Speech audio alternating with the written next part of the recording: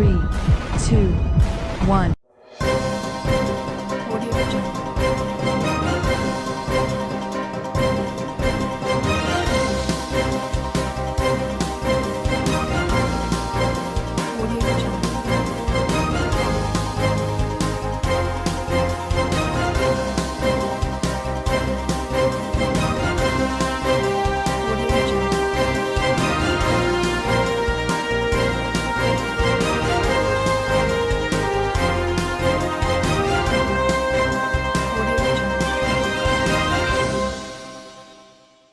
नमस्कार, मैं हूं नरेश राघानी और आप देख रहे हैं हॉराइजन न्यूज। कांग्रेस सरकार विकास कार्यों को नजरअंदाज कर रिजॉर्ट पॉलिटिक्स में खोई। ब्यावर आगमन पर भाजपा प्रदेश मंत्री सांसद दिया कुमारी का बयान। ब्यावर विधानसभा क्षेत्र के दौरे पर पहुंची सांसद और प्रदेश महामंत्री दिया कुमारी ने ब्यावर विधानसभा क्षेत्र के गांव व ब्यावर शहर में भाजपा कार्यकर्ताओं से मुखातिब होकर जन समस्याएं सुनी। सांसद दिया कुमारी के भारतीय जनता पार्टी की प्रदेश महामंत्री बनने के बाद पहली बार ब्यावर आगमन पर शहर के सुभाष उद्यान में विधायक शंकर सिंह समेत अनेक भाजपा कार्यकर्ताओं व पार्षदों ने पुष्प गुच्छ भेंट कर व चुनरी ओढ़ाकर स्वागत किया। स्वागत कार्यक्रम के बाद सांसद दिया कुमारी ने उद्यान परिषद में पौधारोपण भी किया।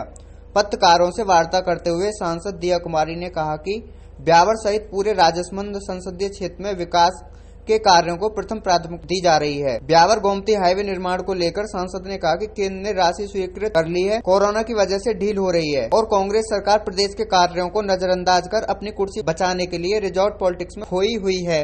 इस मौके पर अनेक भाजपा कार्यकर्ता मौजूद थे। मतलब मिनिस्टर से मिले, आपने कहा स्वीकृत भी करा दिया और उसके बावजूद भी आज क्या धरातल पे क्या कार्य हो रहा है? सबसे बड़ी बात तो धरातल पे अभी कोरोना चल रहा है और धरातल पे राज्य सरकार कुछ काम नहीं कर रही, रिजॉर्ट में आराम कर रही है। और ये देखिए कि कैसे हमारी बहुमत हो और नहीं हो, ये चल रहा है अभी हमारे प्रदेश में। आप भी जानते हो, मैं भी जानती हूँ। तो सबसे बड़ी बात, धरातल पे काम क्यों नहीं हो रहा? सबसे बड़े जिम्मेदार है राजस्थान सरकार, ठीक है। दूसरी बात, ये जो काम है बहुत जल्दी शुरू होने वाला है, इसकी टेंडर की प्रक्रिया है। 7 किलोमीटर का जो पैच है उसकी मीटिंग भी 14 तारीख को है, क्योंकि वो फॉरेस्ट से भी स्वीकृत होगा। तो वो भी अगर निकल जाएगी साथ में तो बहुत अच्छा है, एक साथ टेंडर प्रक्रिया हो जाएगी। वो अगर नहीं भी होता, उसमें समय लगता है, तो भी 2 टुकड़ों में इसको सैंक्शन मिली है, तो भी ये काम बहुत जल्दी शुरू होने वाला है। इसमें कोई दोहराया नहीं है, ये काम किसी भी तरह इसी वर्ष शुरू होगा। जो काम 6 या 7 साल से पेंडिंग था, तब तो पता नहीं क्या हुआ और क्या नहीं हुआ, आज की तारीख में ये काम हो गया है। कोरोना बीच में आ गया तो जरूर रुकावटें आई हैं और ये केवल इसी काम में नहीं, बहुत सारे दूसरे काम हैं, उनमें भी कोरोना की वजह से रुकावटें आई हैं। मैं तो सिर्फ आपके माध्यम से पूछना चाहूंगी राज्य सरकार को, ना तो मिसिंग लिंक की कोई भी सड़क उन्होंने दी इस बार, ना डीएमएफडी का पैसा किसी भी जिले में मिला है। जनता त्रस्त है, जनता परेशान है, जनता बहुत ज्यादा मुश्किलों में है। जनता की सेवा करने के लिए उनको इलेक्ट किया गया था, उनकी सरकार बनी थी।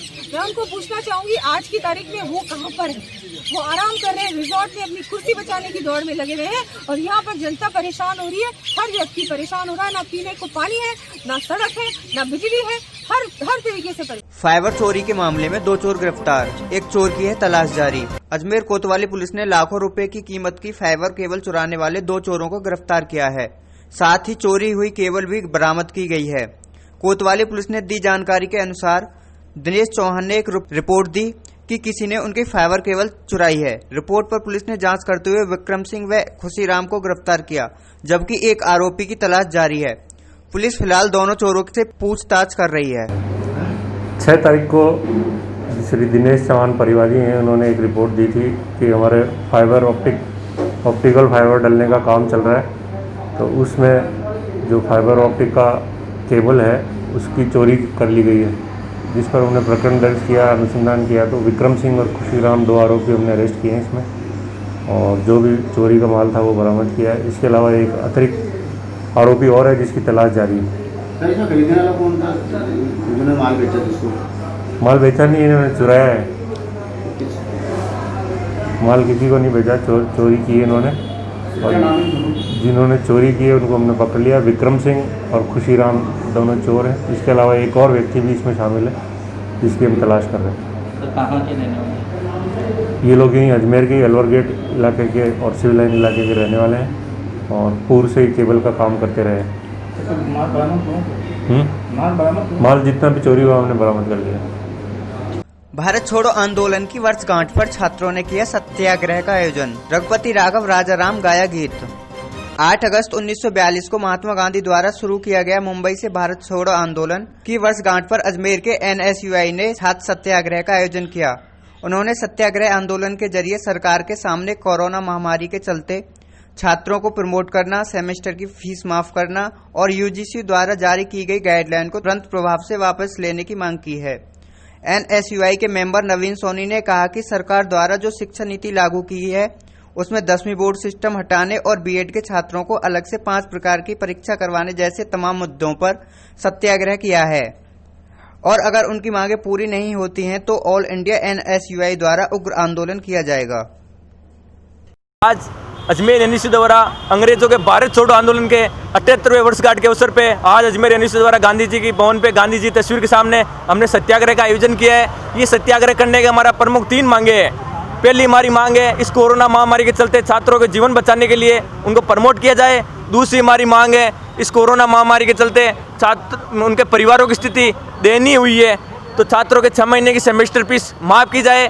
तीसरी हमारी मांग है जो नई शिक्षा नीति केंद्र सरकार ने जो लागू की है उसके अंदर वो छात्रों के हित के अंदर नहीं है। उसके अंदर 10वीं बोर्ड का सिस्टम हटा देना, छात्रों को जो BEd के छात्र हैं उनको अलग से 5 प्रकार के परीक्षा देना, इंटरव्यू करवाना, ऐसे तमाम मुद्दे हैं। उसको चलते आज हमने छात्र सत्याग्रह का आयोजन किया है और जो UGC ने जो गाइडलाइन जारी की है उसको सरकार तुरंत प्रभाव से वापस ले और स्पष्ट निर्देश जारी करे एग्जाम के संबंध में जो छात्रों में असमंजस फैला हुआ है वो दूर हो। इन प्रमुख मांगों के लेकर आज हमने सत्याग्रह का आयोजन किया है। किस तरीके से आप गाना बजाना?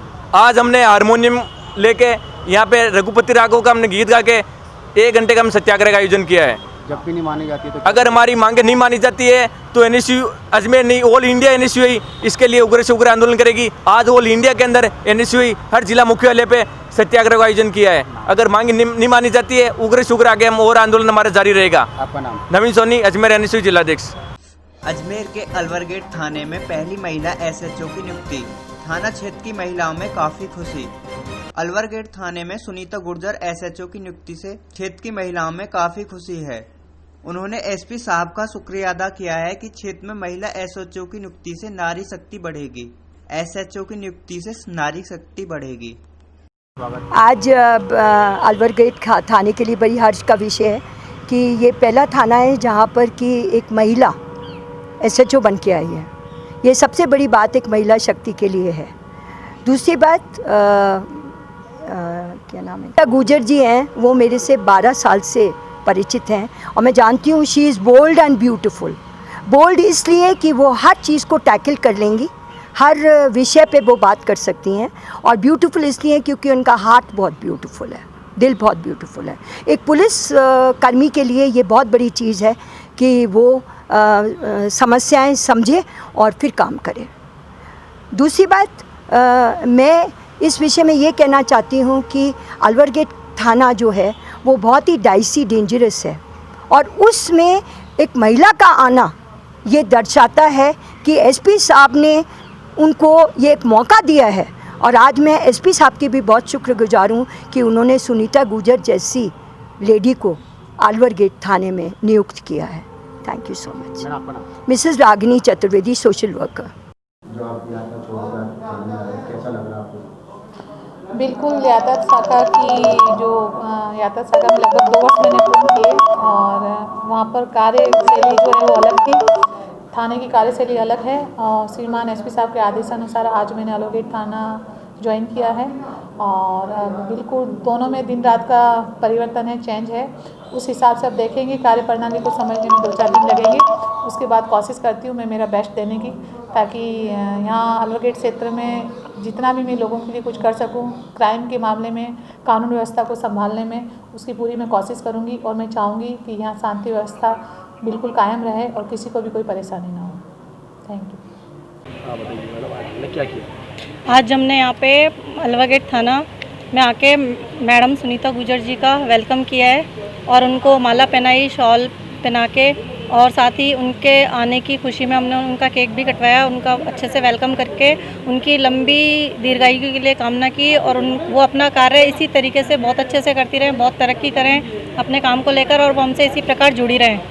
बस यही कामना करते हैं। आपका नाम बताइए। पूनम पूनिया। जवाहरलाल नेहरू अस्पताल के कर्मचारियों को किया गया सम्मानित। कोरोना काल में इन कर्मचारियों की है अहम भूमिका। राष्ट्रीय मानवाधिकार एंटी करप्शन टीम अजमेर के जिला उपाध्यक्ष भरत गुरदासवानी के नेतृत्व में कोरोना महामारी को देखते हुए कोरोना काल में अपनी भूमिका निभाने वाले और जवाहरलाल नेहरू चिकित्सालय को सैनिटाइजर करने वाले कोरोना योद्धाओं का आज माला पहनाकर और सर्टिफिकेट देकर सम्मानित किया गया। लोकेश रंगवानी, रोहित, सनी एवं अन्य कार्यकर्ता मौजूद रहे। आज किसका सम्मान किया? आज कर्म योद्धा का सम्मान किया गया था जो सैनिटाइज का कार्य करते अंदर झेलन हॉस्पिटल में बॉडी वगैरह उठाते उन लोगों का स्वागत किया गया। राष्ट्रीय मानवाधिकार एंटी करप्शन टीम के द्वारा स्वागत किया गया था।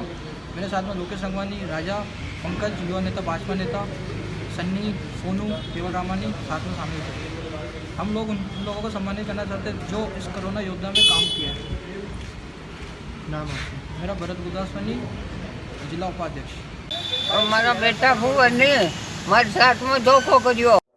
वृद्धा के खाते से निकाले गए पैसे। बेटे ने ही धोखे से निकाले थे पैसे। वृद्धा को छोड़ आया था उसकी छोटी बेटी के घर पर।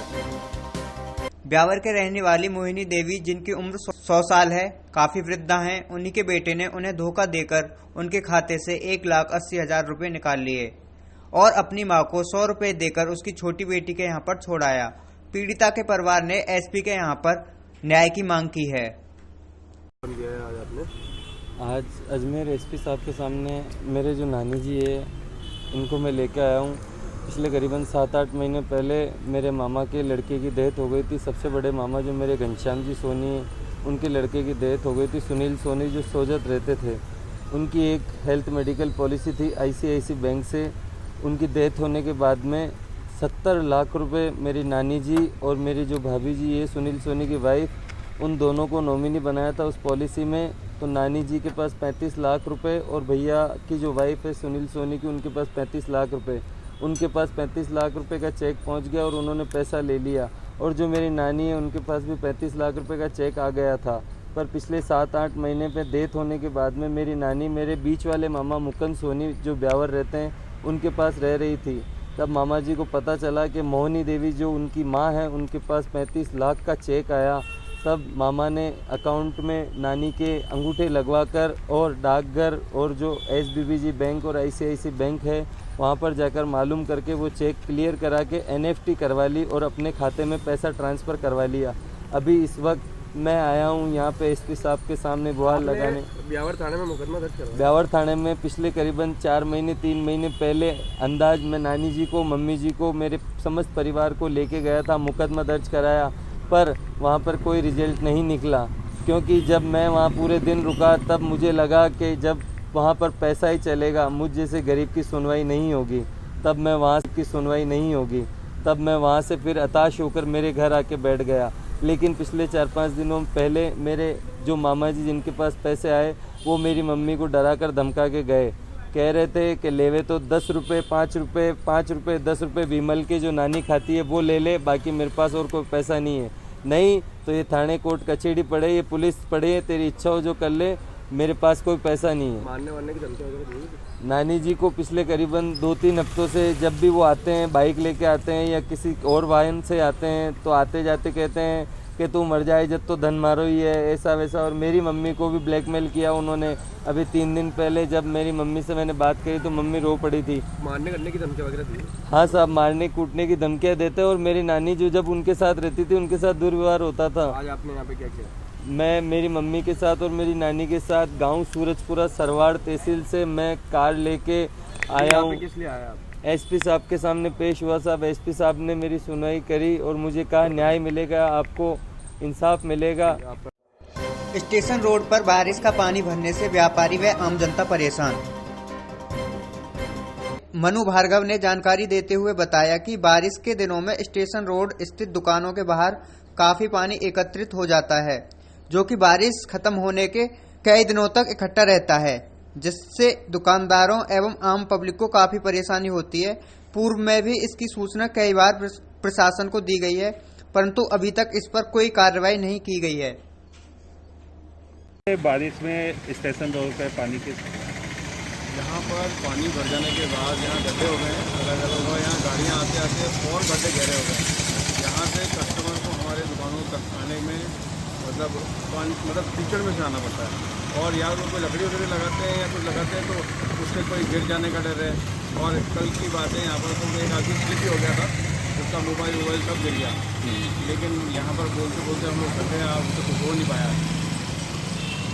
ऐसे में अभी ये काम भी चल रहा है तो एलिवेटेड करते हैं एलिवेटेड। ये जो इनके काम चल रहा था उसकी वजह से गड्ढे बहुत हो गए हैं। लेकिन अब यहाँ साइडों की दुकानों में आना जाना ही भारी काम है ना, मतलब कोई आ जा सकता है, मतलब ऐसे झूलते झूलते आना पड़ता है। अच्छा, तो बारिश के दिनों में किस तरह से आपकी दुकान पे ग्राहक खड़ा रहता है? तो कोई गाड़ी वाला छींटे लगाता है? आ रही है कार मतलब पानी उछलती जा रही है, परेशानी रहती है। पानी मतलब आदमी मतलब आए, कपड़े खराब हो जाना, स्लिप हो जाना, गाड़ी गिर जाना, ये सब मतलब मामूली सी बात है। नहीं, इसकी भी शिकायत आपने प्रशासन में दी? ये तो खैर प्रशासन पे तो ये सारी बातें बहुत बार जा चुकी हैं, लेकिन अभी तक इनमें समाधान नहीं हो पा रहा। हर बारिश में पानी भर जाता है? तो करीबन 15 साल से ऐसा ही है, पानी यहाँ पर भरता ही भरता है। आपका नाम? मेरा नाम मनु भार्गव। नया बाजार विसायती गली स्थित निजी प्रॉपर्टी पर शौचालय बनाने को लेकर विरोध। बाजार में स्थित हैं 200 से भी ज्यादा दुकानें। नया बाजार विसायती गली स्थित निजी प्रॉपर्टी पर शौचालय बनाने को लेकर पड़ोसी ने जताया विरोध। विसायती गली में तकरीबन 200 दुकानें हैं, जिसमें दुकानदारों का कहना है यहाँ पर पेशाब घर की काफी समस्या है, कई लोग इधर उधर पेशाब करते रहते हैं। उसी को देखते हुए राकेश जी सोनी प्रॉपर्टी मालिक ने स्वयं की निजी प्रॉपर्टी पर सभी दुकानदारों को एक शौचालय बनाने का वादा किया, जो कि वह शौचालय का काम शुरू भी करवा चुके हैं, परंतु एक पड़ोसी द्वारा उसका विरोध किया जा रहा है। राकेश जी सोनी का कहना है कि पेशाब घर बनने से किसी भी दुकानदार को कोई परेशानी नहीं है, पर सिर्फ एक ही पड़ोसी को इससे परेशानी हो रही है। सोनी का कहना था कि पेशाब घर एकदम छतनुमा पैक करके बनाया जा रहा है, जिससे किसी को कोई भी परेशानी नहीं होगी। हमारी समस्या 2014 से चल रही है। हम निगम को बराबर लेटर लिख के दे रहे हैं, निगम हमारी सुनवाई नहीं कर रही है। इनके पदाधिकारी आते हैं, जैसे आज भी आए थे, बदतमीजी कर रहे थे, आपको सबको वहाँ चलना पड़ेगा। यहाँ पदाधिकारी आते हैं, सामान उठाने ले जा रहे थे। अब वो जब भी आते हैं जगह बताओ जगह बताओ। आज राकेश जी सोनी और गोविंद जी सोनी यहाँ जमीन हमें दे रहे हैं, ये इनकी निजी खरीदी हुई जमीन है। अब इस पर अगर कोई स्टे वगैरह था तो वो निपट चुका। इन्होंने ऊपर की खिड़कियाँ इनकी खोल दी, जो इनको एतराज था उन्होंने खोल दी। अब ये जगह हमें दे रहे हैं कि भाई ये जनहित में कोई बाहर गली गली में अलग अलग जगह पेशाब बाथरूम नहीं करे, कोई पर्दे की बात है उसको अंदर रखे और आप इसको तैयार करा देता हूँ, आप सब इसको उपयोग में लो। तो कल 3 दिन पहले इन्होंने गाड़ी आगे लगा दी, जिसका फोटो मेरे पास, इस दुकान के आगे गाड़ी लगा दी पुलिस के मार्फत। तो हम गए, पुलिस में रिपोर्ट कराई, जब जाके ये गाड़ी कल हटी। अब कल गाड़ी हटी तो आज निगम वाले आ गए। कल हम निगम में 5 घंटे बैठे रह के आए, 2 बार, दोनों बार में अधिकारी सीट में नहीं थे। और इनको हमने 4-5 बार लिख के दे दिया, अलग अलग जमीन के लिख के दे दिया कि भाई ये जमीन सरकारी है, आप यहाँ बना दो, ये जमीन सरकारी है, यहाँ बना दो। इन्होंने यहाँ कब्जा कर लिया, दुकान बना दी, यहाँ बना दो, लेकिन नहीं सुनी। और आज कोई आदमी हमें जमीन दे रहा है, चीज बना के दे रहा है, उसमें नगर निगम को और पड़ोसियों को एतराज हो रहा है। कल हाँ करी थी और करी थी, कल तक हाँ में थे।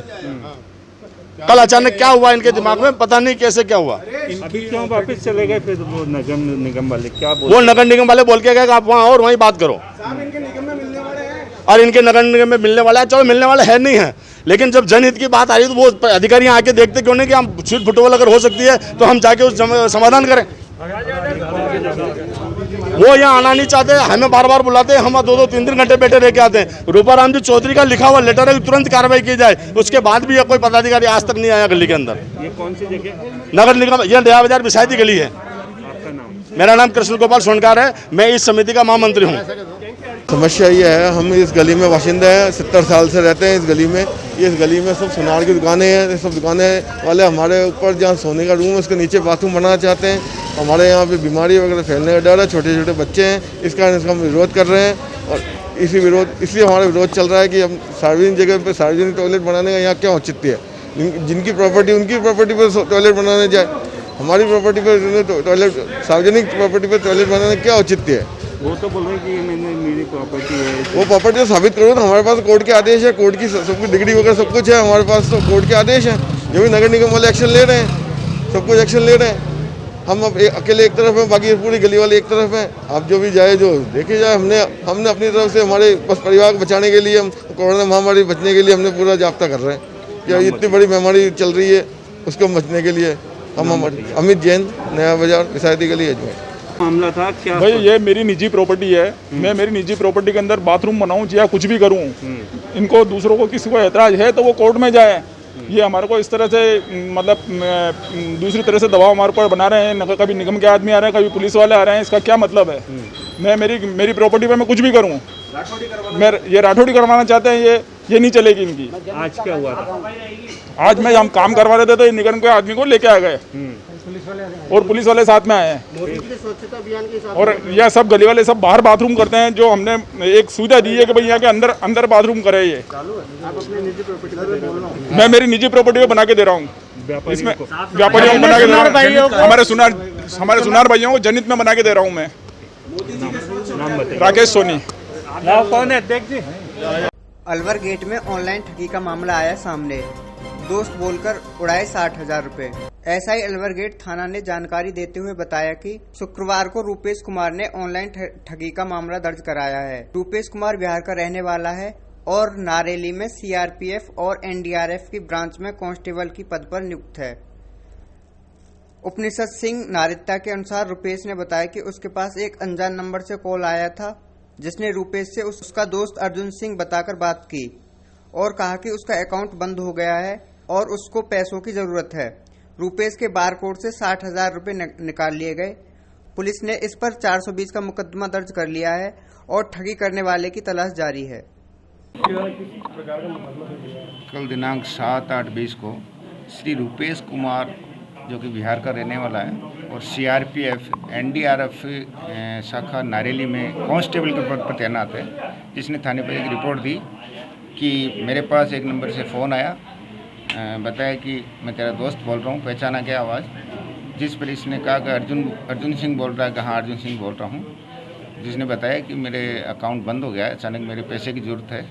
जिसने बारकोड भेजा और इसके खाते से 60,000 रुपये ऑनलाइन ठगी हुई है, जिस पर इस पर बारकोड भेजा, उसमें 60,000 रुपये इसके कट गए खाते से, जिस पर 420 में मुकदमा दर्ज किया गया है। मुलजिमान की तलाश जारी है। दातार सिंह नेड़तिया, उप निरीक्षक पुलिस थाना अलवर गेट, अजमेर। जवाहर फाउंडेशन की ओर से लगाए गए वृक्ष। 810 पेड़ लगाने का है लक्ष्य। आज अजमेर के वार्ड नंबर 62 में जवाहर फाउंडेशन की ओर से वृक्ष लगाने का कार्यक्रम आयोजित किया गया। फाउंडेशन के संस्थापक द्वारा उपलब्ध कराए गए पौधों को भोपो का बाड़ा स्थित साईं बाबा के मंदिर में रोपित किया गया। यूथ कांग्रेस पूर्व महासचिव यतीश ने बताया कि पहले भी शहीदों के नाम पर करीब 50 पेड़ लगा चुके हैं और आज भी 810 पेड़ लगाने का लक्ष्य था। वार्ड 62। हाँ, कौन सी जगह आज क्या कार्यक्रम था? वार्ड 62 भोंपो के बाड़े में आज जवाहर फाउंडेशन की तरफ से, जवाहर फाउंडेशन के संस्थापक रिज्जू झुनझुनवाला ने जो हमें पेड़ उपलब्ध कराए, वो आज यहाँ पे वृक्षारोपण करा है मंदिर प्रांगण में और पर्यावरण की बेहतरी के लिए वृक्षारोपण किया जा रहा है। आपका नाम और राजीव शर्मा, जवाहर फाउंडेशन, अजमेर। आज किस तरह से कार्य कराया गया? आज वार्ड 62 में जवाहर फाउंडेशन की तरफ से, जिसके संस्थापक रिज्जू झुनझुनवाला जी है, उनके जवाहर फाउंडेशन से आज राजीव शर्मा भैया पधारे हैं, यासिर भाई, धीरज भैया वगैरह सब पधारे हैं। आज हमने यहाँ पर वृक्षारोपण किया है।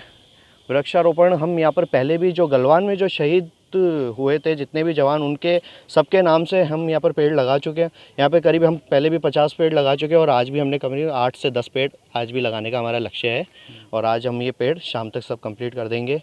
और पहले भी यहाँ पर ये भोपो का वाड़ा क्षेत्र है, ये मंदिर है सांड बाबा का, पहले भी यहाँ पर पेड़ लगाए जा चुके हैं और काफ़ी आगे। तो ये बारिश का मौसम है, पेड़ अच्छे लगते हैं इस मौसम में, इसलिए बारिश के मौसम को देखते हुए हमने पेड़ लगाया है, ताकि वैसे हम ध्यान पूरा रखते हैं पेड़ का, अगर नहीं भी पानी हो या फिर भी हम अपने पानी डालते हैं, कहीं से घर से लाके पानी डालते हैं और पूरा पेड़ का ध्यान रखते हैं। लेकिन अभी बारिश का मौसम है तो और अच्छा है कि पेड़ को पानी बारिश का मिलेगा तो वो और अच्छे हो गएंगे। यतीश सतरावला, पूर्व महासचिव यूथ कांग्रेस, अजमेर।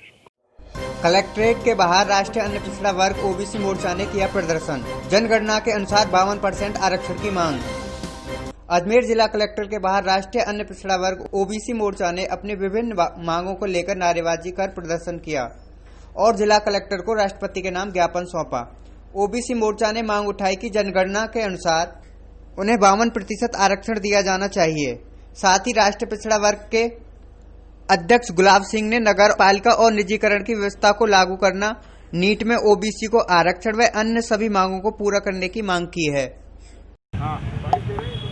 आज राष्ट्रीय पिछड़ा वर्ग ओबीसी मोर्चा अजमेर के द्वारा महामहिम राष्ट्रपति महोदय के नाम जिलाधीश महोदय के द्वारा ज्ञापन सौंपा गया है, जिसमें खासतौर से ओबीसी वर्ग की जातिगत आधारित जनगणना, ओबीसी वर्ग के नागरिकों को 52% रिजर्वेशन देना, साथ ही क्रीमी लेयर जो लगाया गया है उसको इनकम की जोड़ने की जो साजिश है उसको बंद करना और न्यायपालिका में आरक्षण, निजीकरण में आरक्षण, नीट में ओबीसी को आरक्षण लागू किया जाए आदि आदि अनेक मांगों पर ये पूरा 16 अगस्त तक का ये पखवाड़ा चलेगा साप्ताहिक, जिसके अंतर्गत आज कलेक्टर साहब के माध्यम से जिला राष्ट्रपति के नाम ज्ञापन सौंपा गया है। मान्यवर हरिराम जाट जो जिला संयोजक है राष्ट्रीय पिछड़ा वर्ग अजमेर के, उनके माध्यम से मैं गुलाब सिंह चितोड़िया जिला संयोजक भारत मुक्ति क्रांति मोर्चा अजमेर। जवाहरलाल नेहरू अस्पताल में कोरोना से एक और मौत। जारी है कोरोना का कहर। आज नहीं आया कोई भी कोरोना का मरीज। नगर के जवाहरलाल नेहरू अस्पताल में आज कोरोना से एक और मौत हो गई। डॉक्टर अनिल जैन से बातचीत के दौरान उन्होंने बताया कि आज कोरोना पॉजिटिव वार्ड में 48 मरीज भर्ती हुए हैं, जिनमें से 6 मरीज बाईपैप मशीन पर हैं, कोई भी मरीज वेंटिलेटर पर नहीं है और 8 मरीजों को ऑक्सीजन दी जा रही है। कोरोना सस्पेक्ट वार्ड में 12 मरीज भर्ती हैं तथा 2 मरीजों को ऑक्सीजन दी जा रही है। नए मरीजों के नमूने ले लिए गए हैं तथा जिन्हें प्रोसेस किया जा रहा है। आज कोई नया केस सामने नहीं आया है, जितने भी मरीज हैं सभी पुराने हैं। किस तरह से आज जो हमारा कोविड वार्ड जो है जिसमें पॉजिटिव मरीज को हम रखते हैं, वहाँ इस समय 46 मरीज भर्ती हैं, जिसमें से वेंटिलेटर पर कोई भी मरीज़ नहीं है। हमारे 4 मरीज बाईपैप पे हैं और 8 मरीज ऑक्सीजन पे हैं। जो हमारा कोविड सस्पेक्ट वार्ड है वहाँ हमारे पास 12 मरीज भर्ती हैं, जिसमें से 2 मरीज ऑक्सीजन पे हैं और बाकी सामान्य मरीज हैं, जिनकी जाँच के सैंपल ले लिए गए हैं। वो रिपोर्ट हमने भेजी है, तो जब भी रिपोर्ट आएगी उसके हिसाब से उनका आगे का काम करें। एक दुखद समाचार था कि आज हमारे एक 24 वर्षीय नागौर निवासी, मकरंद नागौर के निवासी थे, जो जिनका दुखद निधन हुआ। वो 4 अगस्त को हमारे पास भर्ती हुए थे, जिनकी दोनों किडनी तथा लिवर में भी खराबी थी, शरीर में सोडियम की मात्रा काफ़ी ज़्यादा आई थी और मानसिक रूप से भी थोड़े से अस्वस्थ थे। उनका आज दुखद निधन हुआ है कोरोना की वजह से। ये एक दुखद समाचार है। आज पॉजिटिव वार्ड में नई कोई भर्ती नहीं हुई है। जो मरीज़ हैं वो हमारे पुराने ही मरीज चल रहे हैं। सर कोई सीरियस भी है? इनमें से हमारे वेंटिलेटर पे कोई भी मरीज़, लेकिन जो बाईपैप पे मरीज़ हैं उनका ऑक्सीजन सैचुरेशन कम चल रहा है। हम बिल्कुल कांस्टेंट सुपरविज़न में उनको रखा हुआ है, दवाइयाँ सारी चल रही हैं और ऑक्सीजन सपोर्ट पूरा दिया जा रहा है। आज कितने आ चुके? आज अभी पॉजिटिव मरीज़ कोई भी नहीं आया है। रेलवे के निजीकरण को लेकर विरोध प्रदर्शन। नॉर्थ वेस्टर्न रेलवे एम्प्लॉयज ने खोला मोर्चा। रेलवे में निजीकरण के खिलाफ north western railway employees union ने मोर्चा खोल दिया है और राष्ट्रीय स्तर पर हो रहे इस आंदोलन को लेकर यूनियन के मंडल स्तर की इकाई ने भी व्यापक आंदोलन की रणनीति बनाई है। वीओ रेलवे में निजीकरण के खिलाफ रेल कर्मचारी संगठन ने सरकार के खिलाफ मोर्चा खोल दिया है। इसी के तहत north western railway employees union ने आरएस के आह्वान पर 9 अगस्त को मंडल के हर रेलवे स्टेशन पर रैली और जन जागरूकता के लिए प्रभात फेरी निकालने का आह्वान किया है। रेलवे द्वारा अभी हाल में घोषित 150 यात्री गाड़ियों का 109 रूट पर निजी ऑपरेटर से चलाने के निर्णय के खिलाफ कर्मचारी संगठनों ने सरकार को घेरने की रणनीति बनाई है। इसी के चलते आंदोलन बड़े स्तर पर किया जाएगा। भारतीय रेल देश की जीवन रेखा है, इसका निजीकरण मंजूर नहीं होगा। इस तर्ज पर होने वाले इस आंदोलन को लेकर मंडल अध्यक्ष मोहन सोलानी और मंडल मंत्री अरुण गुप्ता ने आंदोलन को लेकर जानकारी दी।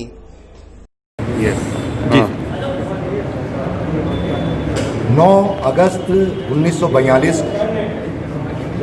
अंग्रेजों भारत छोड़ो आंदोलन आरंभ करके अंग्रेजों को देश से भगाने का काम हुआ था और उसे अगस्त क्रांति का नाम दिया गया था। उसी 9 अगस्त 2020 को all India railway men's federation भारतीय रेल के निजीकरण के खिलाफ रेल बचाओ देश बचाओ आंदोलन को और इस देश की सरकार को ये कहना चाहती है कि केंद्र सरकार जिद छोड़ो। भारतीय रेल इस देश की जीवन रेखा है, उसका निजीकरण किसी भी कीमत पर स्वीकार नहीं किया जा सकता। भारत सरकार को ये समझना होगा कि सरकार के अपने कुछ दायित्व होते हैं, जिम्मेदारियां होती हैं। देश की 135 करोड़ जनता जो सरकार को चुनने का काम करती है, वो ये अपेक्षा करती है कि इस देश में शिक्षा, चिकित्सा, सड़क, बिजली, पानी और यातायात की सुविधा ये सरकार सरलता से, सुगमता से और सस्ती दर पर मुहैया कराने का काम करे। लेकिन दुर्भाग्य की बात है कि वर्तमान सरकार इन तमाम देश की जनता की मूलभूत सुविधाओं को ही निजी हाथों में सौंपने का काम कर रही है। और जिस तरीके से इस कोरोना कोविड-19 के संक्रमण के चलते विकट परिस्थिति में जब देश में संक्रमण की संख्या 21 लाख के पास पहुंच रही है, मरने वालों की संख्या 40,000 को पार कर रही है, ऐसी परिस्थिति में ये सरकार अवसर ढूंढकर 150 गाड़ियों का 100 नए मुनाफे वाले रूट पर निजी ऑपरेटर्स, निजी पूंजीपति, उद्योगपति, औद्योगिक घराने और विदेशी कंपनियों के हाथ में जो सौंपने का टेंडर नोटिस 30,000 करोड़ का निकालने का काम कर रही है, उसको रोकने के लिए इस देश की सरकार को भारतीय रेल के निजीकरण को रोकने के लिए all India railway men's federation और उसकी यूनियन ने ये संकल्प लेने का काम किया है